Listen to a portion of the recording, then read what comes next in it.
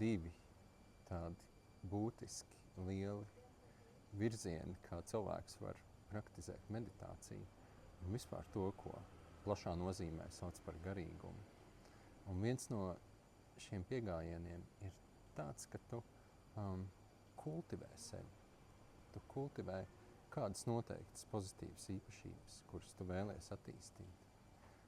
Varbūt tu vēlies būt klātesošāks savā dzīvē.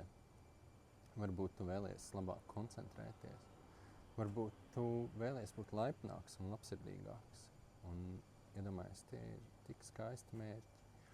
Un tas ir liels virziens. Un lielākā daļa cilvēku praktizē meditāciju vai jogu vai citas iekšējas kultivācijas prakses ar šo nodomu kļūt labākam. Bet es tev tomēr gribu pastāstīt par pišķiņu atšķirīgu pieeju. Un šī pieeja ir tāda kā maiga no sevis atsacīšanās. Kad es saku no sevis atsacīšanās, tad es domāju tāda kā kontroles atlaišana pār dzīvi, kurā tu vairāk un vairāk un vairāk piedzīvo vienkārši šo dzīves plūdumu un sāc uzticēties tam, kurā kā upe tevi nes. Tu absolūti nepaliec slīgs vai pasīvs, bet tā vietā tevī ienāk ārkārtīgs plašums.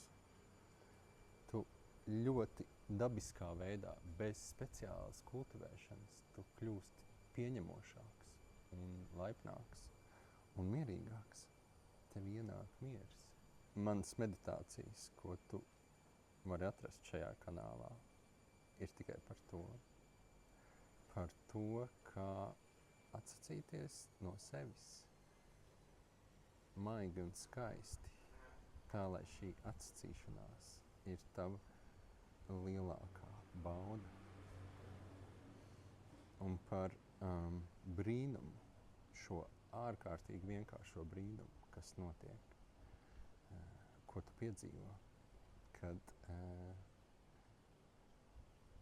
tu autentiski spēj pateikt jā visai dzīvei, visai savai pieredzei.